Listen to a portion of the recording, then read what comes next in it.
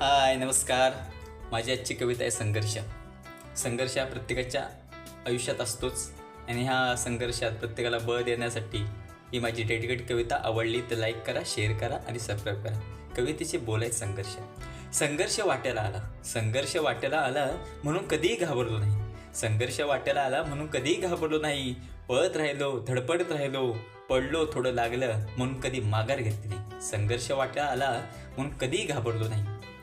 आयुष्य सोबत नेत होतं, आयुष्य सोबत नेत होतं, पाण्यासारखं वाहत होतं. आयुष्य सोबत नेत होतं, पाण्यासारखं वाहत होतं. वाहणाऱ्या त्या प्रवाहाच्या वेगात इजा मात्र खूप देत होतं.